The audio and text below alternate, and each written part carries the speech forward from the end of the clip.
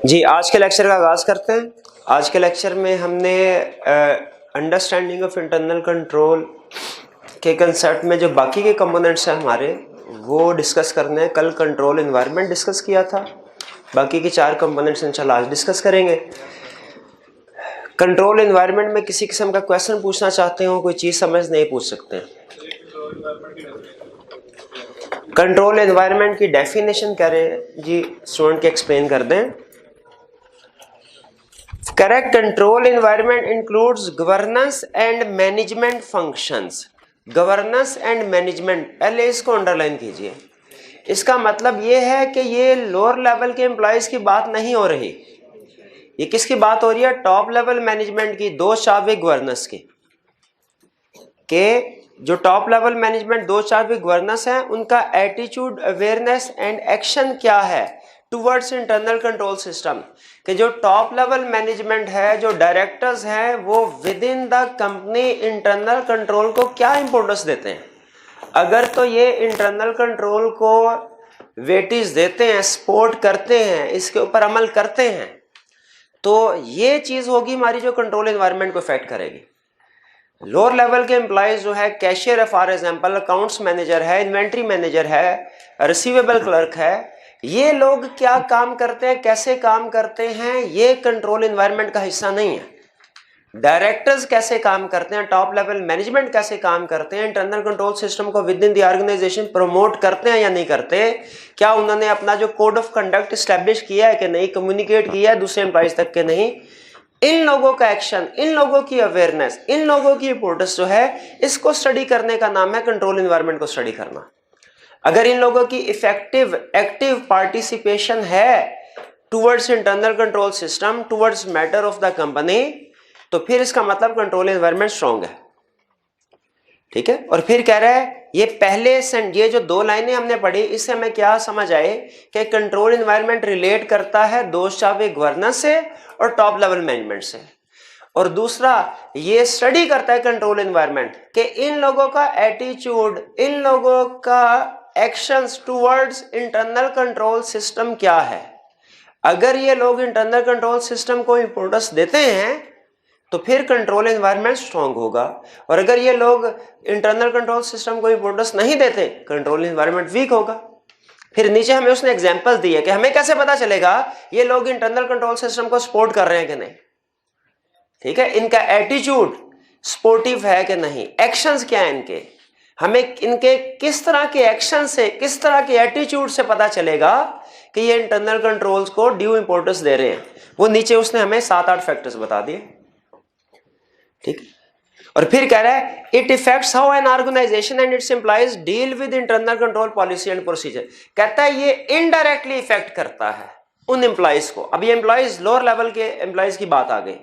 कह रहा है इन लोगों का एक्शन, इन लोगों का एटीट्यूड फिर इफेक्ट करता है कि जो एम्प्लॉइज इंटरनल कंट्रोल एक्टिविटीज को इंप्लीमेंट कर रहे होंगे वो कैसे कर रहे होंगे। अगर इन लोगों की पार्टिसिपेशन अच्छी हुई, मॉनिटरिंग कर रहे हुए, ये लोग एक्टिव पार्टिसिपेशन कर रहे हुए बिजनेस में, तो फिर जो हमारे एम्प्लॉयज हैं ये भी कंट्रोल एक्टिविटीज को अच्छे तरीके से परफॉर्म हो सकता है कर रहे हो। लेकिन अगर इन लोगों की एक्टिव पार्टिसिपेशन नहीं है, ये लोग इंटरनल कंट्रोल को इंपोर्टेंस नहीं देते, तो इसका मतलब क्या होगा कि कंट्रोल एक्टिविटी ये जो लोग हैं, ये लोग भी सही तरीके से काम नहीं कर रहे होंगे। छोटी सी एग्जांपल है, फर्ज कीजिए अगर डायरेक्टर से पूछा जाए, सर वो हमने मीटर लगवाना है लेकिन वो जो सरकारी मुलाजिमीन है रिश्वत मांग रहे हैं, बताइए क्या करें।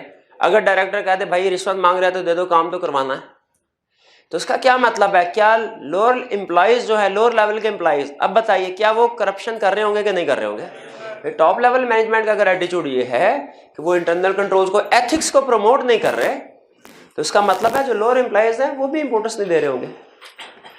ठीक है। अगर टॉप लेवल मैनेजमेंट गवर्नमेंट को के साथ करप्शन कर सकती है, धोखा दे सकती है, इलीगल एक्टिविटीज में इन्वॉल्व हो सकती है, तो क्या उसी ऑर्गेनाइजेशन के जो लोअर लेवल के एम्प्लॉइज है वो टॉप लेवल के एम्प्लॉइज को धोखा नहीं दे सकते? क्या फ्रॉड नहीं कर सकते उनके साथ? कर सकते हैं।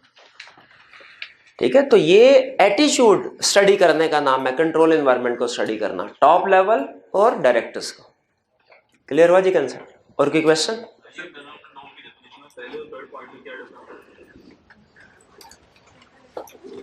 पहले और थर्ड इंटरनल कंट्रोल की डेफिनेशन में 3 पॉइंट, भैया ये तो मैंने एक दिन तफसील से समझाए थे। Efficiency and effectiveness of operation, compliance with laws and regulation और preparation of reliable financial statement, इन्हीं की बात कर रहे हैं ना। वो इन्हीं में पहला और थर्ड इन्हीं में से आया, कब मरीख से आ गया वो इन्हीं में से 3 है ना। मेरा भाई छुट्टियां करता है ना, कभी कभी लेट भी आता है। अच्छा, मुझे हमेशा टाइम पे आते हैं और हर रोज आते हैं।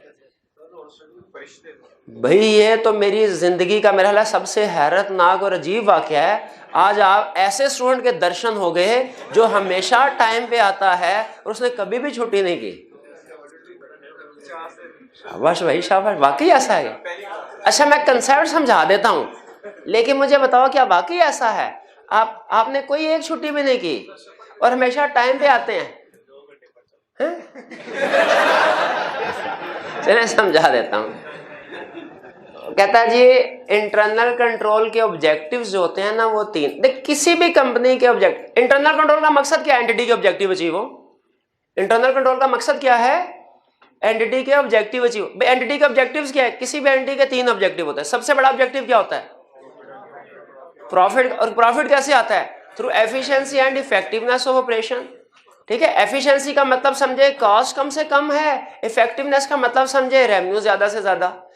तो कैसे आता है? पहले एफिशिएंसी एंड इफेक्टिवनेस ऑपरेशन, ये पर्पस होता है जी कंपनी का। एग्री करते हैं इससे? ये पहला पॉइंट है। दूसरा point compliance with laws and regulation के जितनी भी लीगल रिक्वायरमेंट है उनको फुलफिल करना है। और तीसरा पर्पस क्या है? Preparation of reliable financial statements के फाइनेंस, जब प्रॉफिट है, पहले स्टेप पे प्रॉफिट है, दूसरे स्टेप पे है भी लीगल, इलीगल नहीं है, तो तीसरे स्टेप पे सारी दुनिया को पता नहीं चलना चाहिए कि प्रॉफिट है, ताकि लोग इन्वेस्ट करें हमारे बिजनेस में। कैसे पता चलेगा? जब फाइनेंशियल स्टेटमेंट प्रिपेयर करेंगे। ठीक है, तो इसीलिए जो किसी भी एंटिटी के ऑब्जेक्टिव होते हैं 3, वही इंटरनल कंट्रोल के भी ऑब्जेक्टिव है। क्योंकि इंटरनल कंट्रोल का ऑब्जेक्टिव बेसिकली मकसद यही होता है एंटिटी अपने ऑब्जेक्टिव को अचीव कर सके। और ऑब्जेक्टिव क्या है? 3, efficiency and effectiveness operation, compliance with laws and regulation, preparation of reliable financial statements.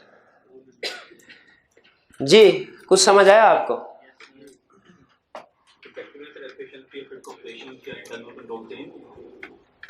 Internal control इन तीनों मकसद के लिए लगाए जाते हैं।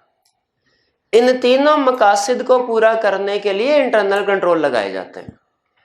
इंटरनल कंट्रोल अलग कंसेप्ट है, ये 3 पॉइंट अलग कंसेप्ट है।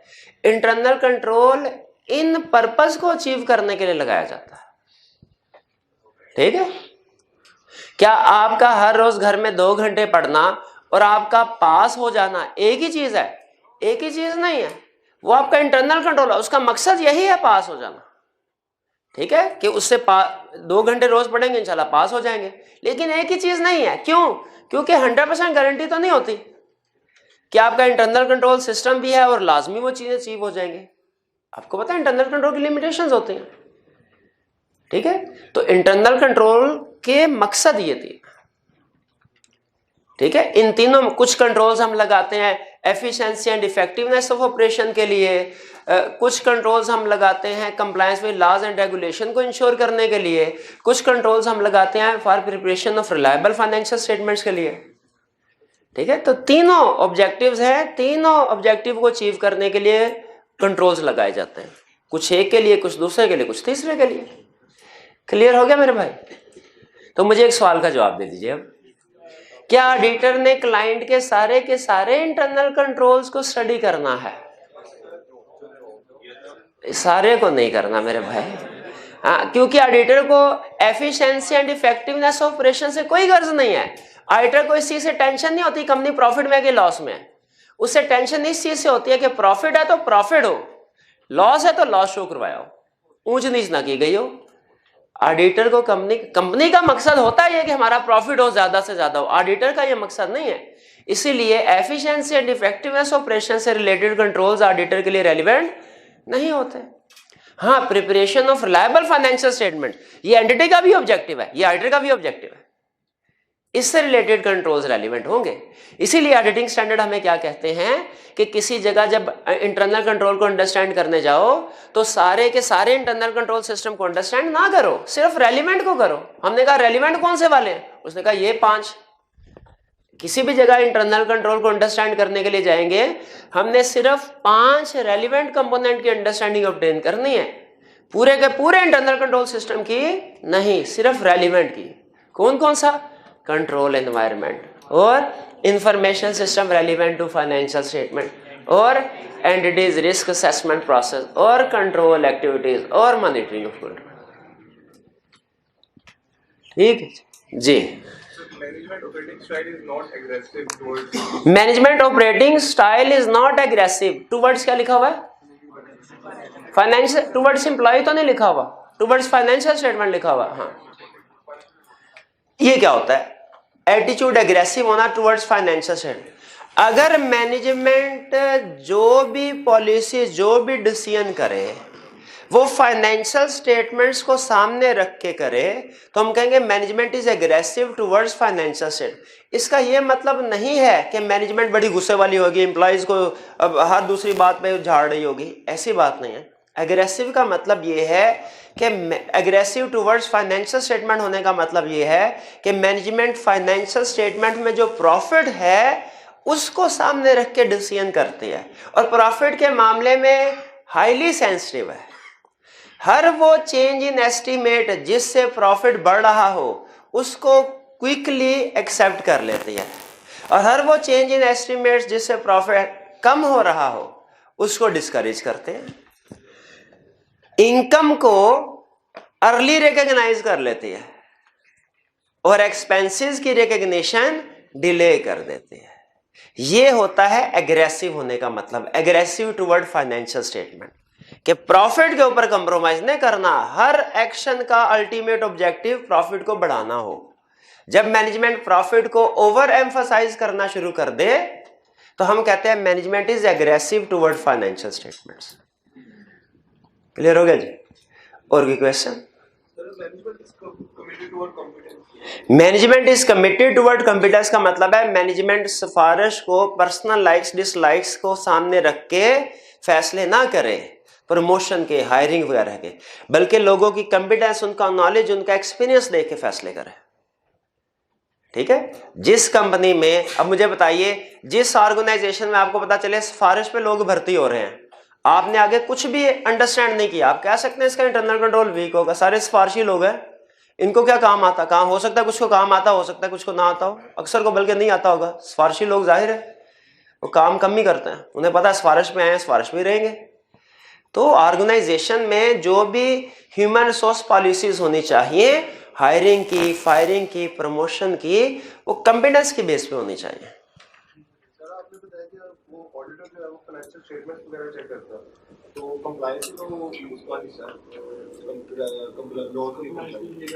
कंप्लायंस देखिए, मैंने 3 ऑब्जेक्टिव थे। मैंने आपको बताया एफिशिएंसी एंड इफेक्टिवनेस ऑपरेशन से रिलेटेड कंट्रोल्स ऑडिटर के लिए रेलिवेंट नहीं होते, एग्री करते हैं। फिर मैंने बताया फाइनेंशियल स्टेटमेंट से रिलेटेड कंट्रोल्स रेलिवेंट होते हैं, एग्री करते हैं। मैं दरमियान का पॉइंट खा गया जानबूझ के। हाँ, क्यों? वो इसलिए कि नहीं बताना चाह रहा था, बताना चाह रहा था। हाँ, अब आपने पूछ लिया तो बता रहा हूं। इसलिए कि कुछ लॉज ऐसे होते हैं जो ऑडिटर के लिए रेलिवेंट है, कुछ लॉज ऐसे होते हैं जो ऑडिटर के लिए रेलिवेंट नहीं है। जो लॉज फाइनेंशियल स्टेटमेंट को अफेक्ट करते हैं, जैसे इनकम टैक्स ऑर्डिनेंस, जैसे कंपनीज एक्ट, ठीक है, जैसे सेल्स टैक्स एक्ट, ये तो ऑडिटर के लिए कंप्लायंस चेक करना रेलिवेंट है। लेकिन जो लॉज कंपनी में अप्लाई होते हैं लेकिन फाइनेंशियल स्टेटमेंट से रेलिवेंट नहीं है, वो ऑडिटर ने चेक नहीं करना। ठीक है जी? फॉर एग्जाम्पल, अच्छा, जिसको मैं अवॉइड कर रहा हूं उसके अंदर घुस जाते हैं आप। फॉर एग्जाम्पल, हॉस्पिटल का ऑडिट करने के लिए जाएं, वहां पे रिक्वायरमेंट यह है कि जब भी ऑपरेशन हो, एक क्वालिफाइड एमबीबीएस बंदा जो है वो ऑपरेशन करे। ये लीगल रिक्वायरमेंट है।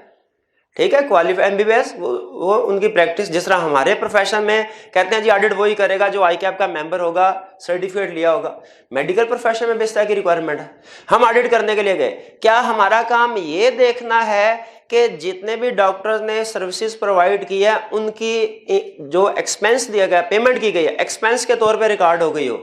हमने ये देखना है या हमने ये भी देखना है कि वो लीगल रिक्वायरमेंट पूरी हो रही है कि नहीं।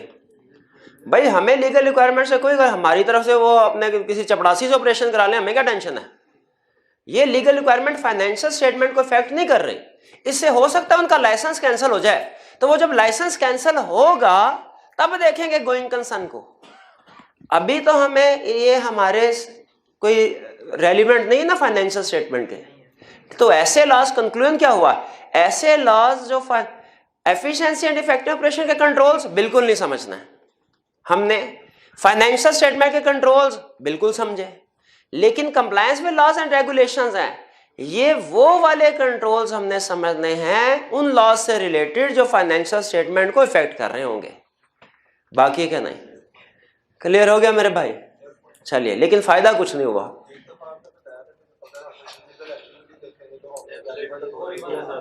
हाँ, एक दफा मैंने बताया था अगर हम कोई non compliance with laws and regulation देखेंगे तो हो सकता है रेलिवेंट अथॉरिटीज को कम्युनिकेट करना हो, लेकिन एज यूजुअल मेरे भाई को आधा कंसेप्ट याद रह गया। नहीं, मैंने बिल्कुल, मैं मानता हूँ लास्ट मिली थी, तो मैंने क्या कहा था, क्या फॉरेन रेगुलेटरी अथॉरिटीज को कम्युनिकेट कर दो कि मैंने कहा था अगर रिक्वायर्ड बाय लॉ है, तो हमें कौन बताएगा रिक्वायर्ड, वकील से मशवरा करना। ठीक है, तो याद रखे हर जो वायलेशन होती है वो कम्युनिकेट करना जिम्मेदारी नहीं है हमारी। ठीक है, बात सही कर रहे हैं, लेकिन अगर वो हमारी पे जिम्मेदारी है फिर। क्लियर हो गया जी? वो प्रैक्टिकली आपको बताया था, ये जो आप कंप्यूटर में विंडोज जो है ना वो डाउनलोड करते हैं, सीडी लाते हैं 50 रुपए की, ये इलीगल है। आपको नहीं पता ये इलीगल काम करते हैं आप। हम एक क्लाइंट को एड करने के लिए गए, वहां पे उन्होंने सीडी से धड़ाधड़ पूरे कंप्यूटर्स पे विंडोज इंस्टॉल की हुई थी, इलीगल एक्टिविटी थी। हमने अपने मैनेजर से पूछा सर क्या करें, ठीक है, उन्होंने शायद आगे लॉयर से पूछा या नहीं पूछा ये मुझे पता नहीं, मेरा ख्याल है कि पूछा होगा लॉयर से क्या करें। उन्होंने कहा जी इस तरह इलीगल एक्टिविटी है जरूर, लेकिन ये रेगुलेटरी अथॉरिटी को कम्युनिकेट करना आपकी जिम्मेदारी नहीं है, चुप करके अपना काम करें। हम चुप करके अपना काम किया, तो गलत नहीं है, हमारी जिम्मेदारी नहीं है।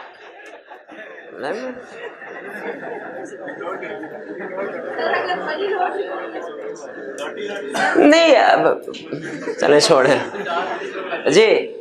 हाँ, अगर इलीगल एक्टिविटीज है, मनी लॉन्ड्रिंग एक्टिविटीज है, एग्जाम में इस तरह का क्वेश्चन सेट हो सकता है, तो हम उसके बाद आपने फौरन कंक्लूजन पे जंप नहीं लगानी कि हम रेगुलेटरी अथॉरिटीज को कम्युनिकेट करेंगे। आपने पहले ये पॉइंट लिखना है कि हम कम्युनिकेट करेंगे अगर रिक्वायर्ड बाय लॉ हुआ, इसको कम्युनिकेट करना, और हमारे ऊपर रिक्वायर्ड है कि नहीं कम्युनिकेट करना ये हमें वकील बताएगा। आप लॉयर के ऊपर बात छोड़ दें और खत्म, खुद डिसीजन नहीं करना, क्योंकि कुछ कम्युनिकेशन करना हमारे लिए रिक्वायर्ड है, कुछ रिक्वायर्ड नहीं है। ठीक है, बिला वजह हमने अच्छा शहरी होने के नाते कम्युनिकेशन नहीं करते नहीं। हाँ जी, मोरालिटी भी चीज है, बाद में क्लाइंट छोड़ेगा आपको, आप कम्युनिकेट करें, अगली बोरी आपकी होगी जी। और कोई क्वेश्चन? कोई क्वेश्चन नहीं है?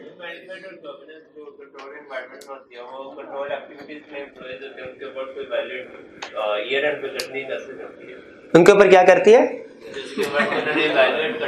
हाँ, एवेल्युएट करना था, बिल्कुल भी। ये एवेल्युएट कैसे करते हैं ये मैं बताऊंगा अभी, कि ये लोग एम्प्लॉइज काम कर रहे होते हैं, इनके काम को एवेल्युएट, भाई ये भी तो देखना चाहिए काम सही कर रहे हैं कि नहीं कर रहे, तो इनके सर पे किसी ना किसी को हमें बिठाना पड़ता है, वो मैं अभी बताऊंगा अगर इंशाल्लाह आप मुझे मौका देंगे, अभी थोड़ी देर में जी। नहीं, किस टाइम पे? नहीं, पूरा साल करते रहेगी ना, ये पूरा साल करते हैं। कंट्रोल एक्टिविटी सिर्फ ये एंड पे थोड़ी हमने देखनी है कि हो रही है कि नहीं, तो पूरा साल चलती रहनी चाहिए जी। और कोई क्वेश्चन? कोई क्वेश्चन? चलिए आज के लेक्चर की तरफ चलें। अच्छा, आज भी हमने कंसेप्चुअली समझना है चीजों को। देखिए, रट्टा ऑटोमेटिकली लग जाए क्योंकि चीजें छोटी छोटी हैं और ज्यादा हैं, तो कंसेप्ट पहले समझेंगे इंशाल्लाह, आसानी से आप इसको याद रख पाएंगे। कंसेप्ट के ऊपर फोकस करना है। तो मुझे बताइए, इंटरनल कंट्रोल सिस्टम है, कितने एलिमेंट्स हैं? 5।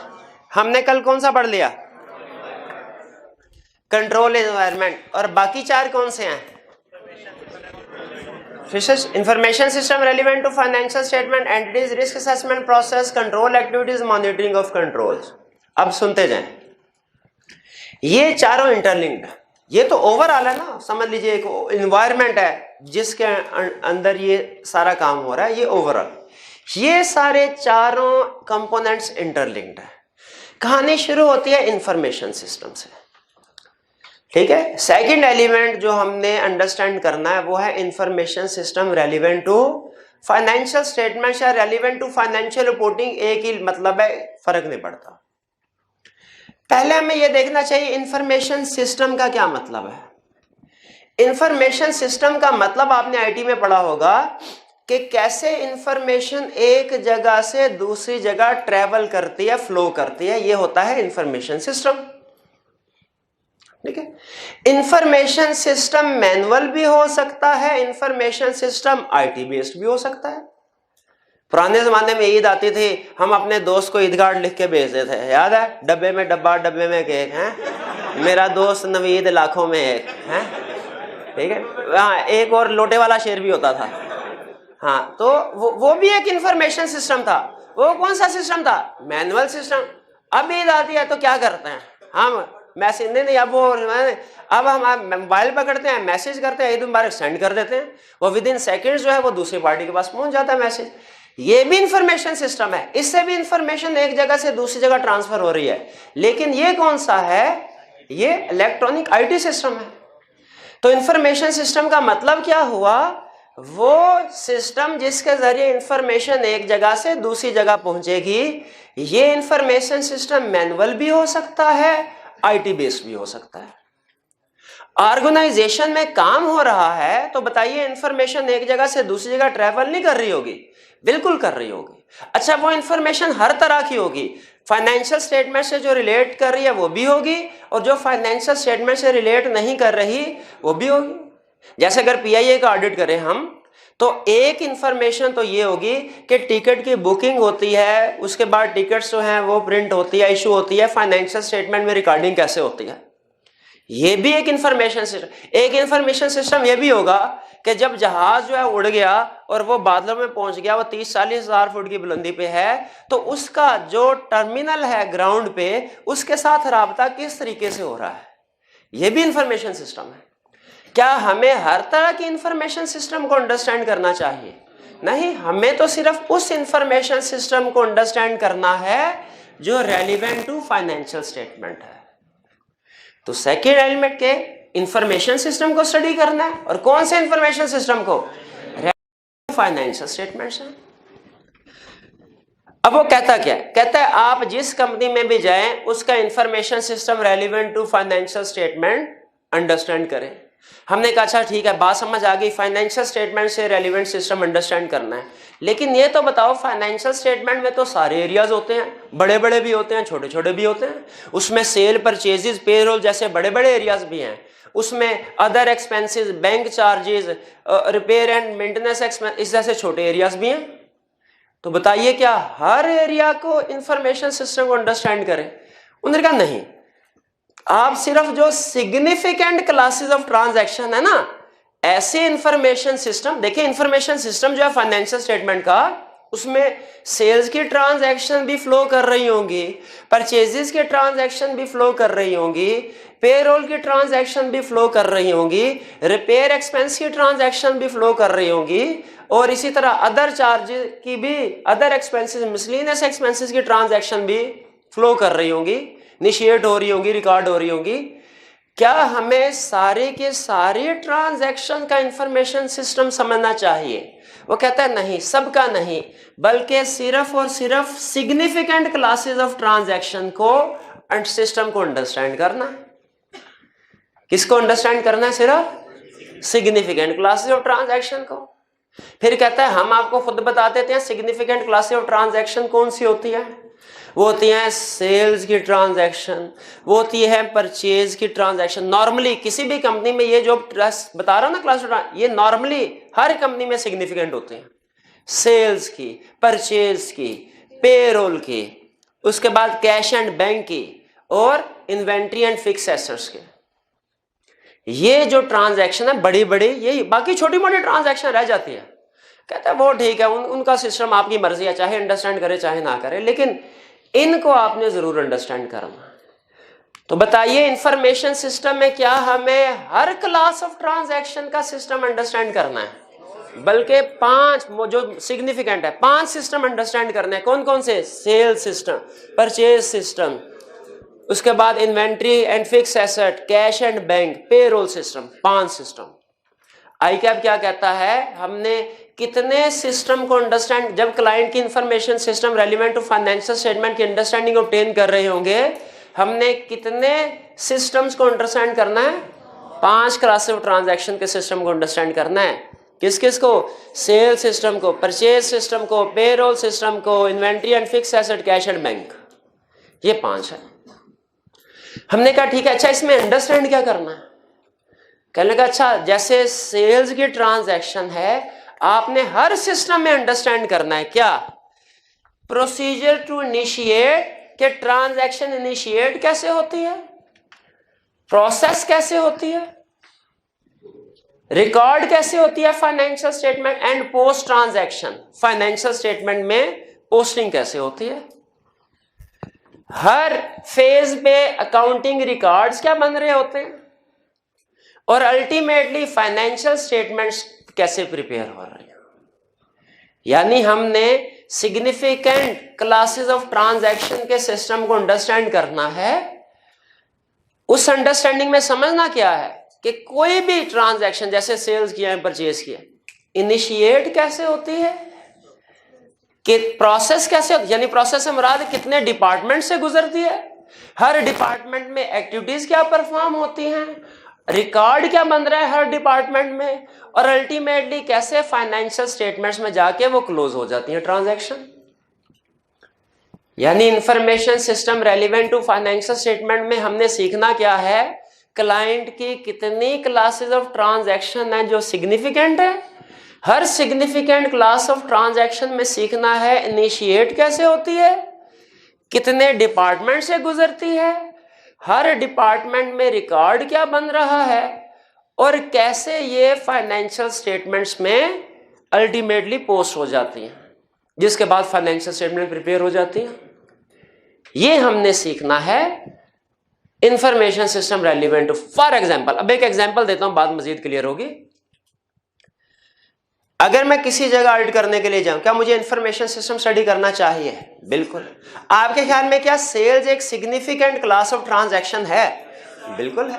अब देखिए, जब मैं अंडरस्टैंडिंग ऑब्टेन कर रहा हूं सेल्स सिस्टम की, तो मैंने अंडरस्टैंडिंग ऑब्टेन की, क्लाइंट से पूछा सर जरा मुझे बताइए आपका सेल्स का इंफॉर्मेशन सिस्टम कैसे इनिशिएट होता है, कैसे डिफरेंट डिपार्टमेंट से प्रोसेसिंग होती है इसकी, और हर डिपार्टमेंट में रिकॉर्ड क्या होते हैं, और कैसे फाइनेंशियल स्टेटमेंट में एंट्रीज पोस्ट हो जाती हैं। उसने कहा सर सुनिए हमारा, अब मैं आपको इंफॉर्मेशन सिस्टम बता रहा हूं, किसका? सेल्स का, ब्रीफली।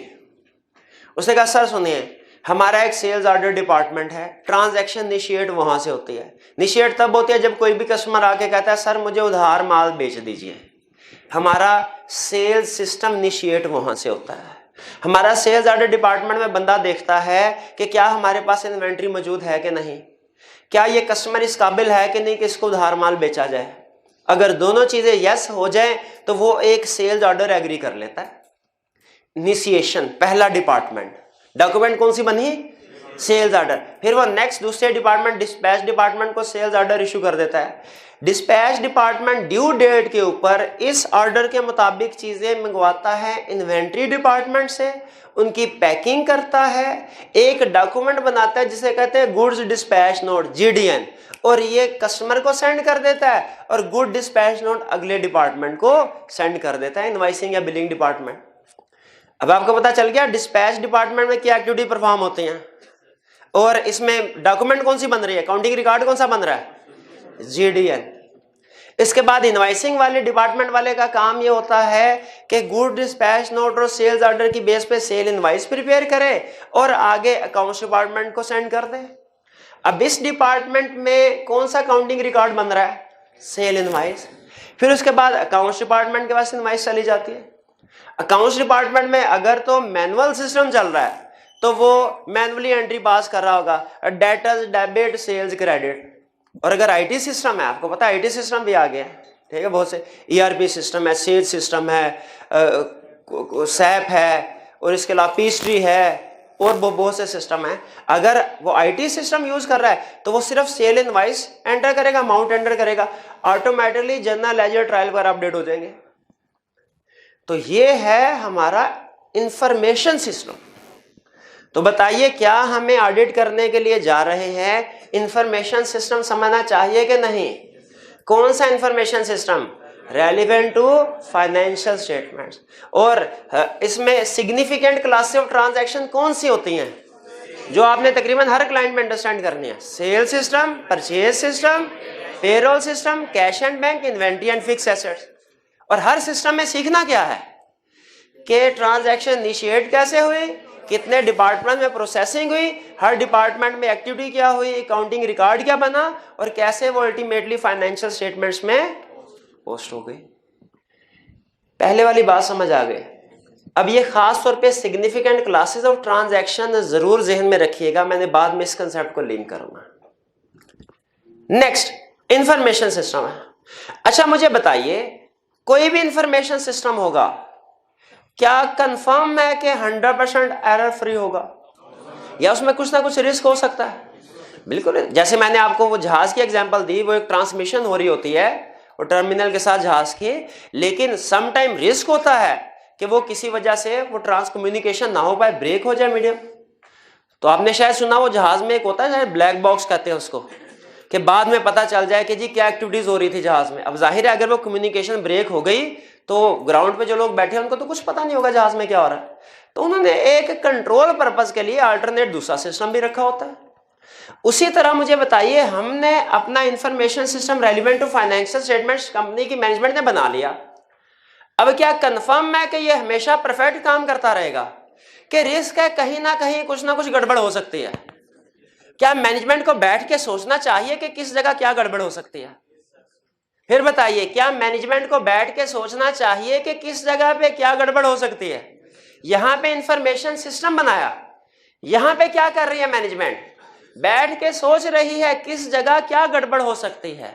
यह सोचना कि हमारे इंफॉर्मेशन सिस्टम में किस जगह क्या गड़बड़ हो सकती है, यह कहलाता है एंटिटीज रिस्क असेसमेंट प्रोसेस।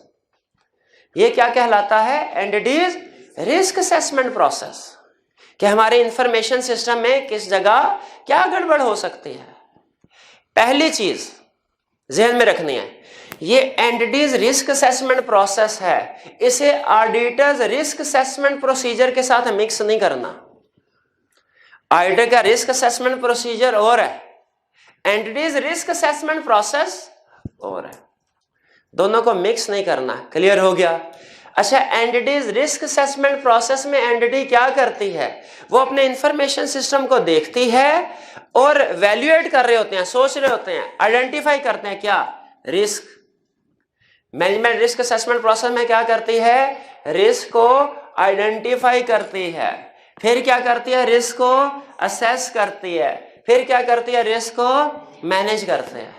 बताइए, एंटिटीज रिस्क असेसमेंट प्रोसेस में एंटिटी या मैनेजमेंट क्या करेगी? रिस्क को आइडेंटिफाई करेगी, असेस करेगी, मैनेज करेगी।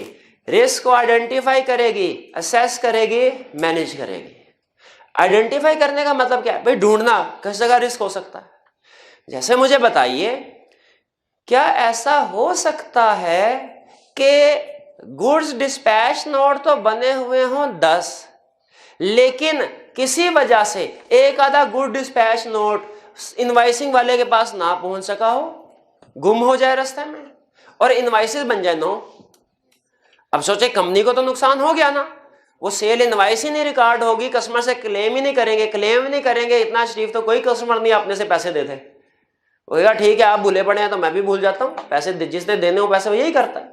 तो क्या पॉसिबल है कि गुड्स डिस्पैच नोट जो है सारे के सारी इनवाइस ना बन सके?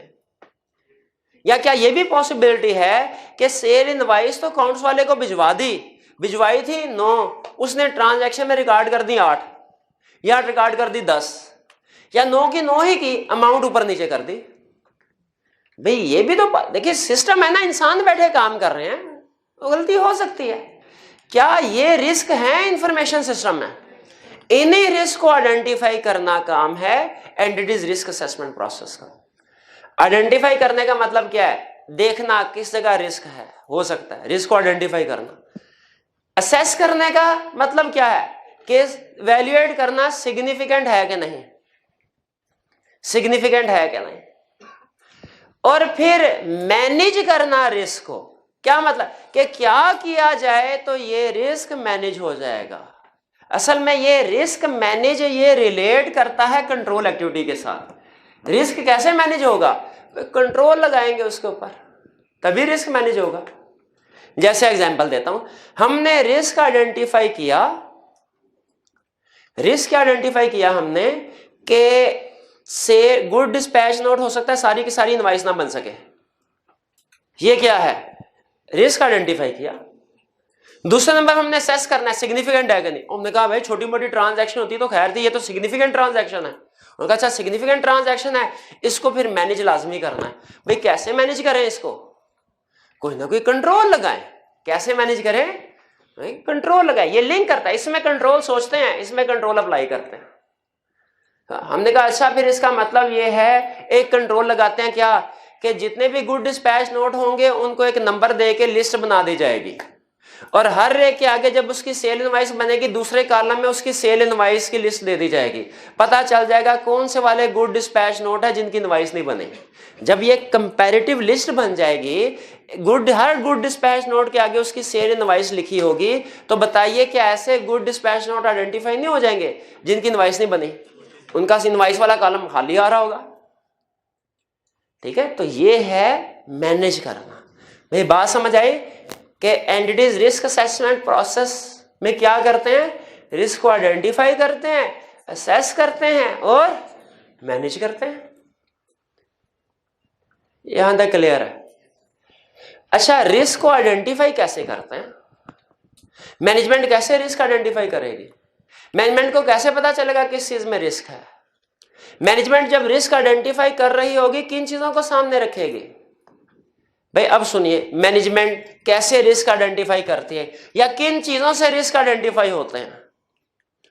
रिस्क आइडेंटिफाई होता है, रिस्क अराइज होता है, रिस्क इंक्रीज होता है जब कभी न्यू पर्सोनल नए लोग आए कंपनी में। तो याद है रिस्क असेसमेंट में हमने पढ़ा था चैप्टर 10 में, मैनेजमेंट टर्नओवर ज्यादा है।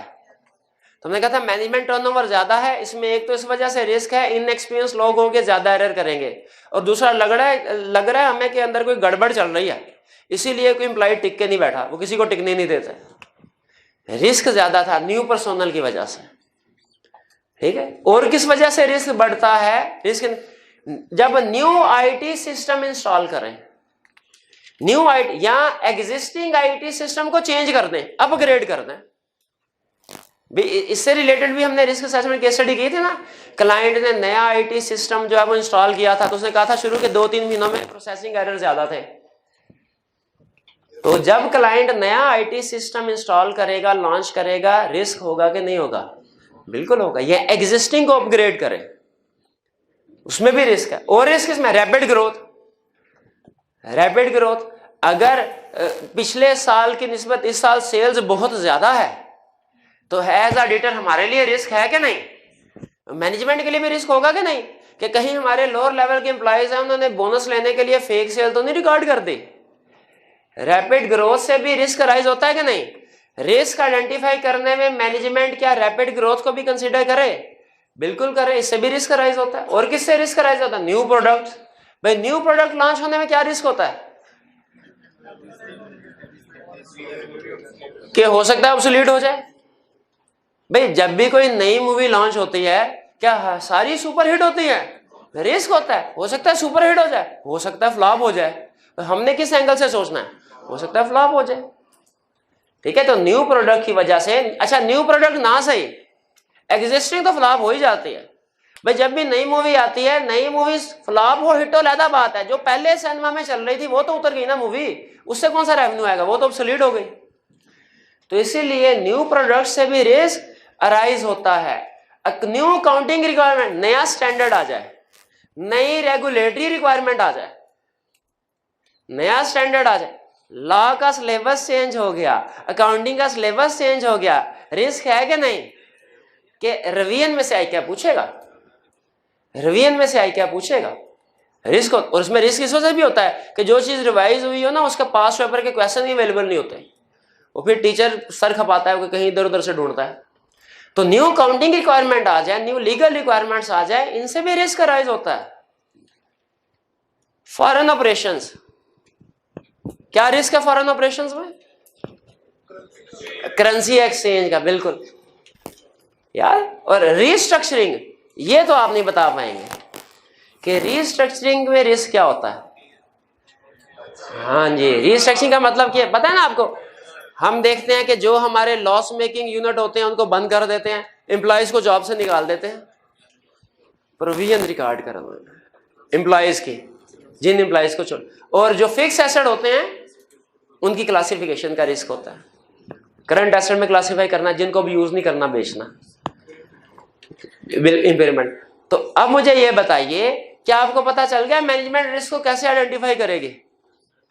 अच्छा, कंसेप्ट याद रखें, ये एग्जाम्पल याद रखने की जरूरत नहीं है। कोई बता सकता है क्यों? सिनेरियो में खुद बताएगा, ये भी रीजन है। 10 चैप्टर में पढ़ी हुई है, क्या कौन सी नई चीज है? सारी रिस्क चैप्टर 10 पढ़ी हुई है भाई। जिन चीजों की वजह से रिस्क राइज होता है वो मैनेजमेंट के लिए भी रेलिवेंट है, ऑडिटर के लिए भी रेलिवेंट है।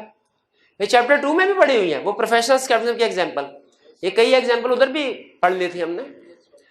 तो कंसेप्ट बहरहाल आई क्या पहले से क्वेश्चन पूछ सकता है, बताइए वो कौन सी सिचुएशन है जिनमें रिस्क राइज होता है। हम कहेंगे ये लो ये सिचुएशन, ये लिख दें, प्रोफेशनल कैपिटलिज्म की लिख दें, वो चैप्टर 10 की लिख दें, कोई लिख दें भाई, क्लियर हो गया। अच्छा, मैं जब कभी एंटिटीज रिस्क असेसमेंट प्रोसेस पढ़ाता हूं, मुझे कोड ऑफ एथिक्स याद आ जाता है। कोई स्टूडेंट बताएगा मुझे कोड ऑफ एथिक्स क्यों याद आता है? ना ना भैया, ये मोटिवेशनल यार, ऐसे ना कर, दिल कर रहा है ना जी। बताइए, एंटिटीज रिस्क असेसमेंट प्रोसेस को पढ़ाते हुए मुझे कोड ऑफ एथिक्स क्यों याद आता है? मैनेजमेंट की नहीं, इसलिए कि एंटिटीज रिस्क असेसमेंट प्रोसेस में जो 3 काम करते हैं, तकरीबन यही 3 काम हम कोड ऑफ एथिक्स की केस स्टडी में भी करते हैं। इधर क्या है? रिस्क आइडेंटिफाई करना, उधर क्या था? थ्रेट्स आइडेंटिफाई करना। इधर है रिस्क को असेस करना, उधर क्या था? थ्रेट को इवैल्यूएट करना, सिग्निफिकेंट है कि नहीं। इधर क्या है? रिस्क को मैनेज करना, उधर क्या था? सेफगार्ड्स। बताओ कैसे मैनेज होते हैं, ठीक है? याद आया? बहरहाल कंसेप्ट डिफरेंट है, ये ना हो कि entities risk assessment process explain करो, आप लिख दे कोड ऑफ एथिक्स की तरह। नहीं, ऐसे नहीं लिखने, बस सिर्फ मिलाया रिक्वायरमेंट्स। आगे चलते हैं भाई, नेक्स्ट लेवल पे चलें।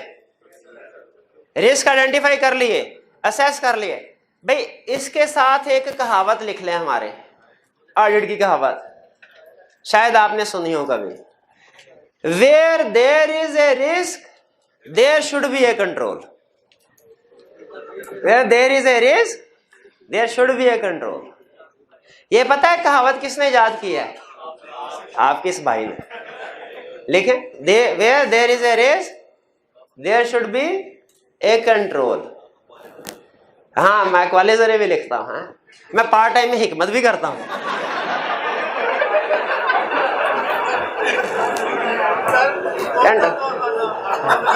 कंट्रोल एक्टिविटी है, कंट्रोल एक्ट। अच्छा, बात देखिए लिंक हो रही है यहां पे। इंफॉर्मेशन सिस्टम को समझा, इंफॉर्मेशन सिस्टम में प्रॉब्लम्स हो सकती हैं, एंटिटीज रिस्क असेसमेंट प्रोसेस में उन प्रॉब्लम्स को हम सामने लेके आए और उन प्रॉब्लम्स को मैनेज भी करना है। मैनेज करने के लिए क्या है? कंट्रोल। ये वो कंट्रोल एक्टिविटीज हैं प्रोबेबली, जिसे मैंने कहा था सबसे अहम है। ये कंट्रोल एक्टिविटीज हैं जो हमारे एम्प्लॉयज ने इंप्लीमेंट करनी होती है, ऑपरेट करनी होती है, ठीक है? कंट्रोल एनवायरनमेंट भी पॉलिसी एंड प्रोसीजर है, कंट्रोल एक्टिविटीज भी पॉलिसी एंड प्रोसीजर है। फर्क क्या है? कंट्रोल इन्वायरमेंट दोष ऑफ ए गवर्नेंस के एक्शंस हैं, टॉप लेवल मैनेजमेंट के एक्शंस हैं, और कंट्रोल एक्टिविटीज जो है ये एम्प्लॉयज के जो इंडिविजुअल एरिया पे जैसे सेल्स पे काम कर रहे हैं, जैसे परचेजेस पे काम कर रहे हैं। ठीक, कहता है कंट्रोल एक्टिविटीज की कितनी तरह की कंट्रोल एक्टिविटीज हो सकती हैं? 5 तरह की कंट्रोल एक्टिविटीज हो सकती हैं। कितनी तरह की कंट्रोल एक्टिविटीज हो सकती हैं? 5 तरह की हो सकती है। ये क्लासिफिकेशन सिर्फ आपको समझाने के लिए है। जैसे हमने एक कंसेप्ट पढ़ा था ना, रिस्क की टाइप्स। हमने कहा था रिस्क होता है inherent risk, control, 3 component.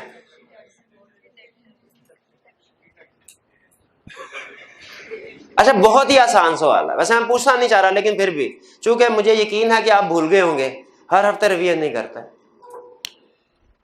Levels of risk और कंपोनेंट्स ऑफ रिस्क में क्या फर्क है? Levels of risk, components of risk में क्या फर्क है? 1 स्टूडेंट, 2 स्टूडेंट, 3, 4, 5। जी भैया। लेवल्स ऑफ रिस्क होता है risk at financial statement level, risk at assertion level. शाबाश। और कंपोनेंट रिस्क है इनहेरेंट रिस्क, कंट्रोल रिस्क और डिटेक्शन। बिल्कुल ठीक है, गलती होगी, मैं पहले इनहेरेंट रिस्क कंट्रोल रिस्क लफ्ज मुंह से निकाल बैठा था, बहरहाल फिर भी शाबाश। तो ये फर्क है। अच्छा, मुझे ये बताइए कि जब हमने inherent risk, control risk, detection risk पढ़ा, उसके बाद risk at financial statement, risk assertion पढ़े, डेफिनेशन हमने रट ली, कुछ 2-3 एग्जांपल भी याद कर ले। क्या जब हमने केस स्टडी की उसमें यह पूछता था कि रिस्क भी बताओ, कंपोनेंट भी बताओ, या लेवल भी बताओ? जी मुझे ये बताइए, कोई स्टूडेंट बता सकता है ये? क्या केस स्टडीज में हमें सिर्फ रिस्क आइडेंटिफाई करने को कहता था कि ये भी कहता था कि उसकी क्लासिफिकेशन भी बताओ कि इनहेरेंट रिस्क है, कंट्रोल रिस्क है कि डिटेक्शन रिस्क है? ये भी बताओ risk at financial statement level है कि रिस्क एट एसेशन लेवल है? हाथ उठाएं। ये बसारत ने बता दिया यार, हाथ उठाना था यार, ऐसे ना करें, मेहरबानी आपकी। नहीं, हाथ खड़ा बता दिया, मैंने कहना था, असूल यही है, आप हाथ उठाते हैं तो मैं पूछता हूं, फिर आपने पहले ही बता दिया तो नहीं पूछता था। इसका मतलब है कंसेप्ट रटे वाले क्वेश्चन में हमसे पूछ सकता है इनहेरेंट रिस्क को डिफाइन करो, 2 एग्जांपल दो, रिस्क एट फाइनेंशियल स्टेटमेंट को डिफाइन करो, 3 एग्जांपल दो, लेकिन केस स्टडी में नहीं पूछता। उसी तरह ये जो कंट्रोल एक्टिविटीज के कंसेप्ट है ना, ये कंट्रोल एक्टिविटीज की टाइप्स हैं, ये हमें रटे वाले क्वेश्चन में पूछ सकता है। बताओ परफॉर्मेंस रिव्यू को एक्सप्लेन करो, बताओ सेग्रीगेशन ड्यूटीज को एक्सप्लेन करो। केस स्टडी में हमसे सिर्फ इतना पूछेगा, बताओ कौन सी कंट्रोल एक्टिविटी परफॉर्म नहीं हो रही।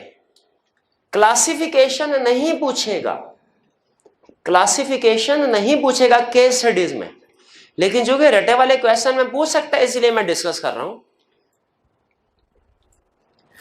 कंट्रोल एक्टिविटीज की कितनी टाइप्स? अब देखिए कंसेप्ट खुल रहा है आगे। हमने पहले पढ़ा अंडरस्टैंडिंग इंटरनल कंट्रोल, 5 कंपोनेंट, उन 5 कंपोनेंट में एक था कंट्रोल एक्टिविटी। अब कंट्रोल एक्टिविटी के आगे 5 एग्जांपल्स, 5 कैटेगरीज। पहली कैटेगरी कौन सी? ऑथराइजेशन, दूसरी परफॉर्मेंस रिव्यू, तीसरी इंफॉर्मेशन प्रोसेसिंग कंट्रोल्स, चौथी फिजिकल कंट्रोल्स, 5वीं सेग्रीगेशन ऑफ ड्यूटीज। इन सब का अल्टीमेट ऑब्जेक्टिव एक ही है, क्या? कि हमारा इंफॉर्मेशन सिस्टम जो है सही तरीके से चलता रहे, कहीं पे कोई भी गलती ना आए। ये कंट्रोल किसी और एंगल से मिस स्टेटमेंट को रोकता है, ये किसी और एंगल से काम करता है, ये किसी और एंगल से काम करता है। अल्टीमेटली सबका ऑब्जेक्टिव क्या है? कि फाइनेंशियल स्टेटमेंट्स में मिस स्टेटमेंट्स ना हो, हमारा इंफॉर्मेशन सिस्टम बिल्कुल सही काम करता रहे। पहली कंट्रोल एक्टिविटी की एग्जांपल क्या है? ऑथराइजेशन। ऑथराइजेशन का मतलब क्या है? किसी भी ट्रांजैक्शन को होने से पहले, अकर होने से पहले कोई हायर लेवल का बंदा अप्रूव करे, इसे कहते हैं ऑथराइजेशन। जैसे एग्जांपल याद है ऑथराइजेशन की या अप्रूवल की? ऑथराइजेशन अप्रूवल एक ही बात है। फिक्स एसेट को खरीदने से पहले, बेचने से पहले ऑथराइजेशन लेना। सीएफओ पूछेगा, भैया खरीद रहे हो, क्या जरूरत है? अभी पिछले हफ्ते तो एसी आया था, अब दोबारा एसी गिरा, क्या चक्कर क्या है? तो ये एक कंट्रोल। डिस्पोजल से पहले भी ऑथराइजेशन। पेरोल शीट जो है वो प्रिपेयर हुई, क्या जिस बंदे ने प्रिपेयर की फौरन उसको पे भी कर दे? नहीं भैया, ये ऑथोराइजेशन सीएफओ चेक करेगा पहले सही कैलकुलेशन की कि नहीं। ये ऑथोराइजेशन एग्री करते हैं, ऑथोराइजेशन से एरर, मिस स्टेटमेंट, फ्रॉड वगैरह कम होते हैं। तो ये एक अच्छी कंट्रोल एक्टिविटी है क्या? बिल्कुल, इसको टिक लगा दिया। ऑथोराइजेशन क्लियर है। परफॉर्मेंस रिव्यू का मतलब क्या है? परफॉर्मेंस रिव्यू का मतलब ये है कि top level management junior employees की परफॉर्मेंस को रिव्यू करे, उन्हें बजट के साथ कंपेयर करे या पिछले साल के साथ, और देखे क्या बजट के मुताबिक काम किया गया कि नहीं। अगर लगे नहीं फर्क है, फिर उसको इन्वेस्टिगेट करें क्यों फर्क है और करेक्टिव एक्शन लें। ठीक है, उसको इन्वेस्टिगेट करें। जैसे फर्स्ट, अब देखें, हम यहाँ पे, मैं क्लास में बैठा लेक्चर दे, हमारे एक असिस्टेंट है, लोअर लेयर है एम्प्लॉयज की, असिस्टेंट, टीचर असिस्टेंट है, वो टीए रूम में बैठे हुए हैं। अब मैं 24 घंटे, मतलब 8 घंटे तो दिन के उनके ऊपर सर पे बैठ के नहीं देख रहा वो काम कर रहे हैं कि नहीं कर रहे हैं, लेकिन डे एंड पे एक कंट्रोल है मेरे पास, परफॉर्मेंस रिव्यू, जिसे मैं अंदाजा लगा सकता हूं कि भाई जब मैं क्लास में लेक्चर दे रहा था ये टेस्ट चेक कर रहा था कि कोई गेम खेल रहा था। कैसे लगा सकता हूं? हमने बजट बनाए हुए हैं कि एक टेस्ट है उसको चेक करने में आधा घंटा लगता है। इसका मतलब क्या हुआ? पूरे दिन में उसे कितने टेस्ट चेक करने चाहिए? 16 टेस्ट। मैं जाके डे एंड पे पूछूंगा, मैं 8 घंटे उसको नजर नहीं रख रहा, डे एंड पे, हाँ भाई कितने टेस्ट चेक हो? कहेगा सर 9 चेक हुए हैं। तो कहूँगा अच्छा, इसका मतलब ये है कि तुमने 3.5 घंटे गेम खेली है। वो हैरान होगा, कहेगा सर आप तो क्लास में थे, आपको कैसे पता चला? मैं कहा यही तो जादू है, ये तो जादू है। क्या ये जादू है? ये परफॉर्मेंस रिव्यू है। मैनेजमेंट भी यही करते हैं, एम्प्लॉयज की परफॉर्मेंस को बजट के साथ कंपेयर करते हैं। आपने कॉस्ट काउंटिंग में पढ़ा होगा, बजट बनाए होते हैं कि एक एम्प्लॉय जो है उसने एक दिन में फॉर एग्जांपल 50 यूनिट बनाने हैं, मैन्युफैक्चर करने हैं। अगर वो 35 यूनिट बनाता है तो मैनेजमेंट आके उससे पूछे, हाँ भाई तुम्हारी तबीयत तो ठीक है, ये वेरियंस एनालिसिस ज्यादा वो कॉस्ट काउंटिंग में पढ़ते हैं। ये है परफॉर्मेंस रिव्यू, बजट के साथ कंपेयर करेंगे। अगर परफॉर्मेंस कम है या ज्यादा है उसको इन्वेस्टिगेट करेंगे। सेल्स, एक डिपार्टमेंट की सेल्स पिछले साल की निस्बत बजट की निस्बत बहुत ज्यादा है, तो मैनेजमेंट इंक्वायरी करेगी कि भैया कहीं बोनस के चक्कर में तुमने फेल, ओवरस्टेट तो नहीं किया हुआ सेल्स को। परफॉर्मेंस रिव्यू समझ आया? नहीं समझ आया? परफॉर्मेंस रिव्यू समझ आता तो आप कहते सर ये तो आप एनालिटिकल प्रोसीजर समझा रहे हैं, ये ना, तो ये क्यों नहीं कहा? अच्छा कहने वाले, तो बताइए क्या परफॉर्मेंस रिव्यू और एनालिटिकल प्रोसीजर एक जगह? क्योंकि एनालिटिकल प्रोसीजर भी होता ना, कंपेयर करते थे पिछले साल के साथ, फर्क आता था, इन्वेस्टिगेट करते थे। हाँ शाबाश, ये जवाब। यही काम अगर मैनेजमेंट करे तो इसे कहेंगे परफॉर्मेंस रिव्यू। यही काम अगर ऑडिटर करे तो कहेंगे एनालिटिकल प्रोसीजर। ठीक है, यही काम अगर मैनेजमेंट करे, रिस्क असेसमेंट प्रोसेस, यही काम अगर ऑडिटर करे, रिस्क इवेंट वही है, लेकिन अगर मैनेजमेंट रिस्क असेसमेंट करे हम कहेंगे एंटिटीज रिस्क असेसमेंट प्रोसेस है। अगर ऑडिटर रिस्क ढूंढ रहा हो, ढूंढेंगे वो भी उधर से, वो भी मैदान एक ही है। मैनेजमेंट करे entities risk assessment process, auditor करे रिस्क असेसमेंट प्रोसीजर्स। कुछ बात समझ आए तो बताइए, परफॉर्मेंस रिव्यू अच्छा कंट्रोल है? हायर मैनेजमेंट की परफॉर्मेंस को रिव्यू किया जाता है कि लोअर लेवल की? इंफॉर्मेशन प्रोसेसिंग कंट्रोल्स, इंफॉर्मेशन एक जगह से दूसरी जगह प्रोसेस होती है, उस पर कंट्रोल, प्रोसेसिंग होती है। अच्छा, information processing normally IT system में होती है। इंफॉर्मेशन प्रोसेसिंग, प्रोसेसिंग का मतलब कुछ ना कुछ ट्रांजैक्शन रिकॉर्ड हो रही। कभी ऐसा हुआ आपने कभी ऑनलाइन फीस जमा करवाई हो, मैसेज आ गया, पैसे कट गए, फीस नहीं जमा हुई, या कभी 2 दफा डिडक्ट हो गई हो? नहीं हुआ। कभी ऐसा हुआ कि आप एटीएम में आपने जो है इंसर्ट किया हो पेमेंट 20,000 आपने कहा विड्रॉ करने हैं और मैसेज आ जाए कि डिडक्शन हो गया, पैसे बाहर ना निकले? कभी ऐसा नहीं हुआ? पता क्यों नहीं हुआ? क्योंकि आपके पास एटीएम कार्ड ही नहीं है। 20,000 क्या 2,000 नहीं निकलेंगे भाई, कभी कभी ऐसे हो जाता है। तो क्या ऐसे कंट्रोल्स होने चाहिए जो कि इंफॉर्मेशन प्रोसेसिंग की एक्यूरेसी कंप्लीटनेस को इंश्योर करें? बिल्कुल होने चाहिए। अब ये चूंकि आईटी से रिलेट करते हैं, ये किससे, इंफॉर्मेशन प्रोसेसिंग कंट्रोल किससे रिलेट करते हैं? आईटी से, इसलिए हम इसे आईटी वाले चैप्टर में पढ़ेंगे, आईटी वाले। लेकिन आपको सिर्फ 2 एग्जांपल बता रहा हूं कंट्रोल्स की। क्या? जनरल कंट्रोल और application control. Information processing control की कितनी एग्जांपल है? कौन कौन से? जनरल कंट्रोल और एप्लीकेशन कंट्रोल। अब देखिए कंसेप्ट से कंसेप्ट निकलता है। पढ़ रहे थे हम इंटरनल कंट्रोल सिस्टम, उसके कंपोनेंट्स 5 पढ़े, कंट्रोल एक्टिविटी पे पहुंचे, इसके आगे 5 कैटेगरीज आई। उनमें से एक कैटेगरी इंफॉर्मेशन प्रोसेसिंग कंट्रोल। इसमें 2 तरह के कंट्रोल है, जनरल कंट्रोल, एप्लीकेशन कंट्रोल। अब यहां से फिर ये एक तरह से लिंक है हमारा आईटी वाले चैप्टर के साथ। वहां जाएंगे, जनरल कंट्रोल की कैटेगरीज आएंगी, हर कैटेगरी के आगे एग्जाम्पल होगी। वहां जाएंगे, एप्लीकेशन कंट्रोल की कैटेगरी होंगी, हर कैटेगरी के आगे एग्जाम्पल होगी। ये बताया था मैंने कल, ये दरवाजा है जो चैप्टर 13 में जाके खुलता है। ये क्या है? चैप्टर 13 में जाके खुलता है। हाँ जी, अभी हम कमरे में बंद है, ठीक है। हाँ जी, नहीं भाई, इसमें हम तुम नहीं है बस। जनरल कंट्रोल और एप्लीकेशन। अच्छा, अगर मैं आपसे पूछूं चैप्टर 13 में क्या पढ़ना है हमने, आप कहें सर हमने पढ़ा ही नहीं। मैं फिर भी बताइए, चैप्टर 13 का ओवरव्यू दिए, क्या पढ़ना है? आप कहेंगे सर हम उसमें जनरल कंट्रोल की कैटेगरीज और एग्जाम्पल पढ़ेंगे। और क्या पढ़ेंगे? एप्लीकेशन कंट्रोल्स की कैटेगरी और एग्जाम्पल्स पढ़ेंगे।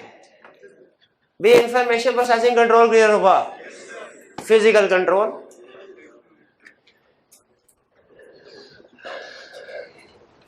हमारे एसेट्स जो होते हैं ना, एसेट्स वो सिर्फ फिजिकल नहीं होते हैं, इंटेंजिबल भी होते हैं। जैसे एक तो ये भाई का टेंजिबल एसेट है, लेकिन इसमें कुछ इनटेंजिबल एसेट है। अच्छा, जब तक मैंने कहा था ना भाई का है, तो सुकून से सुन रहा था। जैसे मैंने कहा ना इनटेंजिबल एसेट, कहता नहीं मेरा नहीं सर, इसका है इंफॉर्मेशन इसमें। हाँ, जैसे बड़े भाई का नंबर एंड है,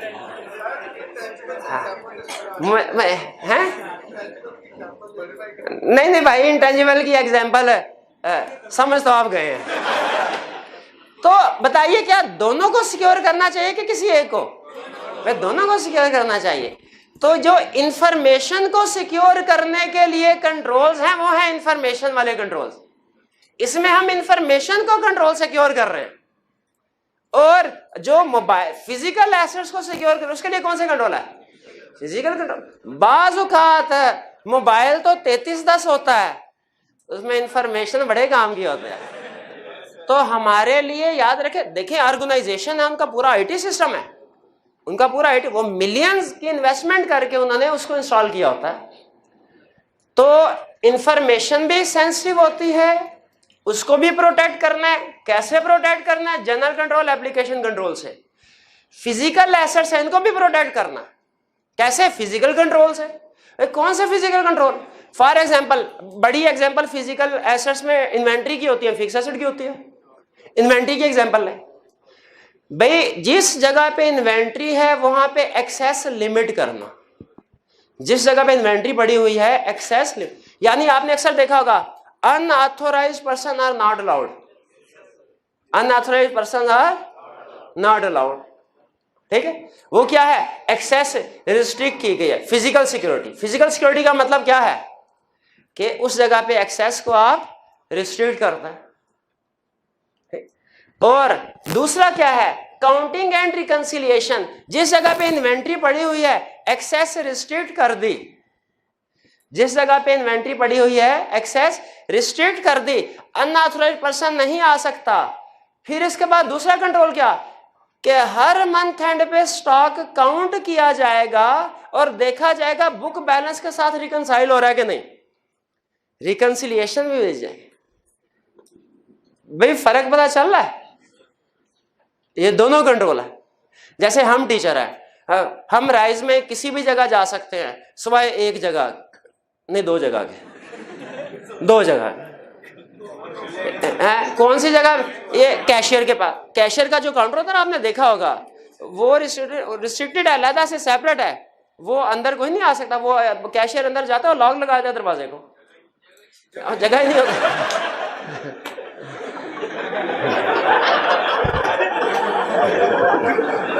नहीं जगह तो होती है। तो मुझे बताइए ये हमारा कौन सा कंट्रोल है, ये फिजिकल सिक्योरिटी, हाँ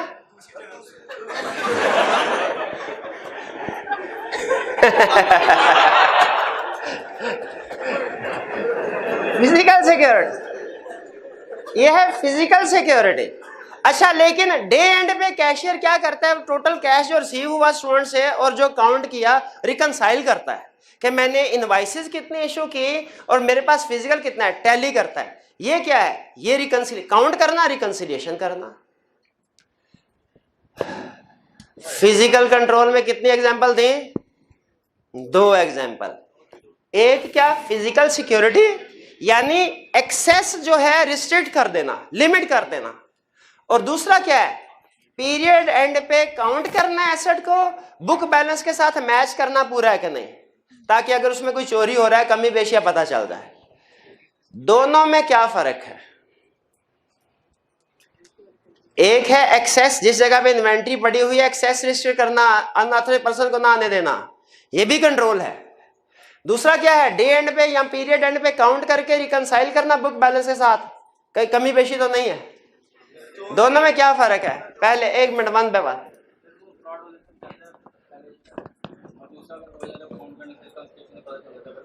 हाँ शाबाश, तकरीबन सही जवाब दिया इन्होंने, शाबाश। ये जो जी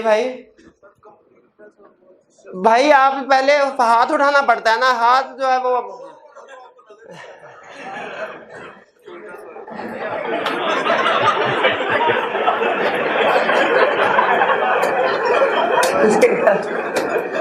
फिजिकल सिक्योरिटी जो है, फिजिकल सिक्योरिटी यानी एक्सेस रिस्ट्रिक्ट करना, ये है, इसे ये एरर या फ्रॉड होने से बचाता है।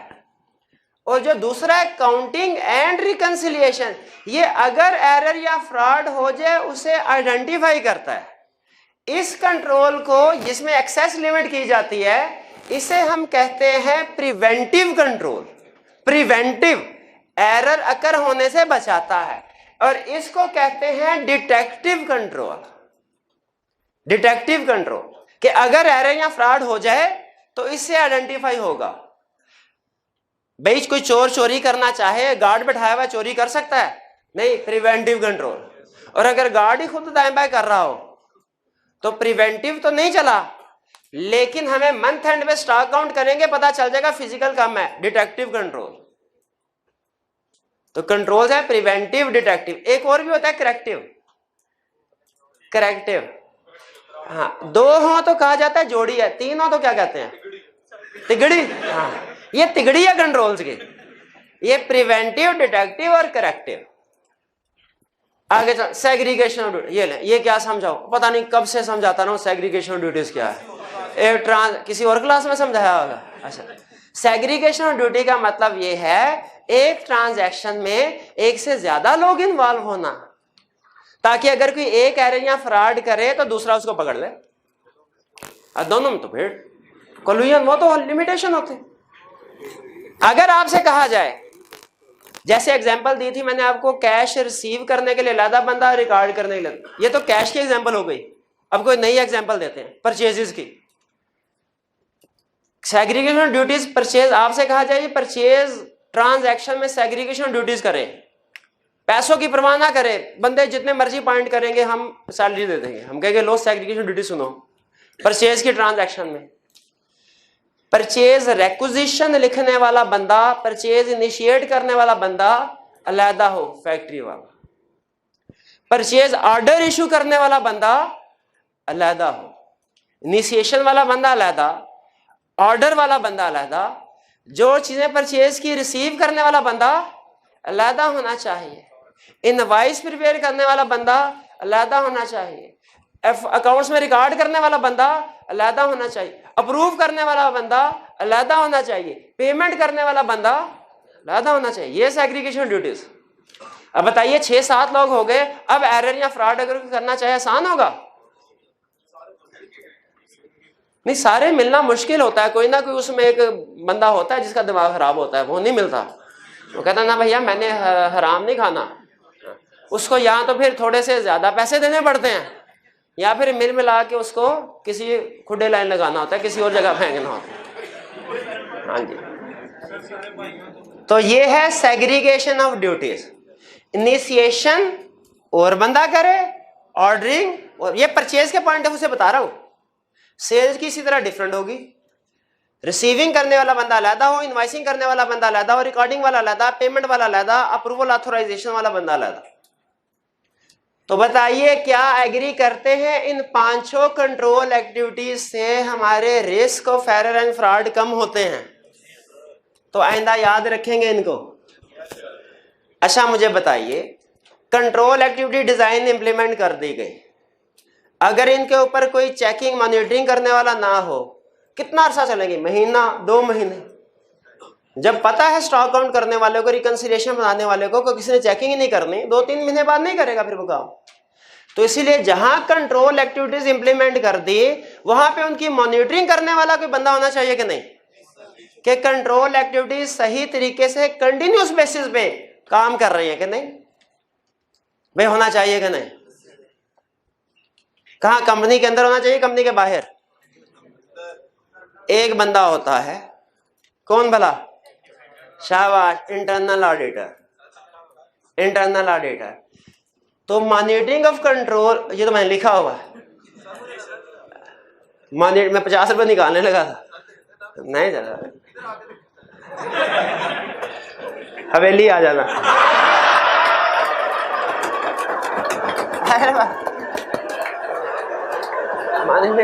भाई टाइम हो गया, टाइम हो गया।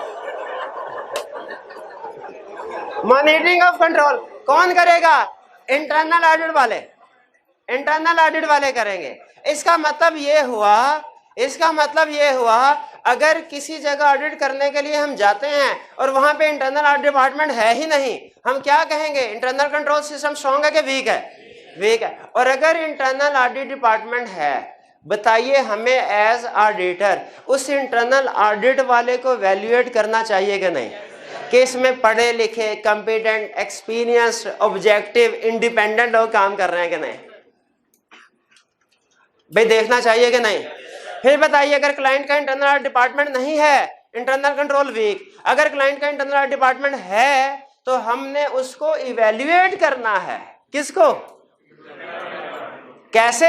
उसकी कॉम्पिटेंस, कैपेबिलिटी, ऑब्जेक्टिविटी देखेंगे, उसकी अप्रोच देखेंगे, सिस्टमैटिक एंड डिसिप्लिन्ड अप्रोच है कि नहीं इंटरनल ऑडिट वाले की। तो अगर क्लाइंट का इंटरनल ऑडिट डिपार्टमेंट है, हमने उसको वैल्यूएट करना है। ये यहां पे बता रहा हूं, कैसे वैल्यूएट करेंगे ये चैप्टर 18 में सीखेंगे हम। कंसेप्ट से कंसेप्ट निकलता है ना, चैप्टर 18 में सीखेंगे। क्लियर हो गया? आखिरी क्वेश्चन, कंट्रोल एक्टिविटी मॉनिटरिंग करने हैं। मैनेजमेंट ने जो कंट्रोल्स लगाए सही काम कर रहे हैं कि नहीं, ये अगर कंपनी के अंदर मॉनिटरिंग हो रही हो, चेक किया जा रहा हो, कंपनी के अंदर कोई बंदा चेक कर रहा हो मैनेजमेंट की कंट्रोल एक्टिविटी सही काम कर रही है कि नहीं, इसे क्या कहेंगे? नहीं, करना किसने? इंटरनल ऑडिटर ने। इसको कहा क्या जाएगा? चेकिंग करना कि कंट्रोल सही काम कर रहे हैं कि नहीं। कंपनी के अंदर अगर चेक कर रहा हूं इंटरनल ऑडिटर से क्या कहेंगे? और अगर यही काम कंपनी के बाहर एक्सटर्नल ऑडिटर कर रहा हो, क्वालिटी कंट्रोल रिव्यू नहीं, क्वालिटी एश्योरेंस नहीं, test of control. Test of control किस चीज का नाम है? क्लाइंट के कंट्रोल सही काम कर रहे हैं कि नहीं, इसी चीज का नाम है। अगर ये टेस्टिंग इंटरनल ऑडिट वाला करेगा, इसे क्या कहेंगे? और अगर यही कंट्रोल सही काम कर रहे हैं कि नहीं, एक्सटर्नल ऑडिटर चेक करे, फिर क्या कहेंगे? Test of control. भाई वही काम मैनेजमेंट कर रही है, एंटिटीज रिस्क असेसमेंट प्रोसेस, वही काम ऑडिटर कर रहा है, रिस्क असेसमेंट प्रोसीजर्स, वही काम एंटिटी कर रही है, परफॉर्मेंस रिव्यू, और वही काम ऑडिटर कर रहा है, एनालिटिकल प्रोसीजर। कंसेप्ट वही है, मैनेजमेंट भी तो अपना तरीकाकार से चेकिंग कर रही होगी ना चीजों की। भाई कुछ को समझ आया?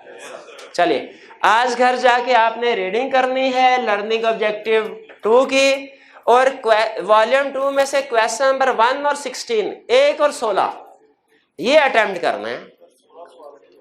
1 और 16, 1 से 16 नहीं मेरे भाई, रिक्वायरमेंट को गौर से सुन लिया करें और एग्जाम में पढ़ लिया करें। 1 और 1 से 16 नहीं कहा, ना ही 1 यहां 16 कहा है, 1 और 16 दोनों करना है। क्वेश्चन नंबर 1 में एक जगह पे लिखा हुआ है सेग्रीगेशन ऑफ ड्यूटीज, वो काट दीजिएगा। Segregation of duty control environment में आता है, कंट्रोल एक्टिविटी में, कंट्रोल एक्टिविटी में, शाबाश, पढ़ा ना सेग्रीगेशन ड्यूटी। चलिए आज का लेक्चर यहाँ पे खत्म करते हैं।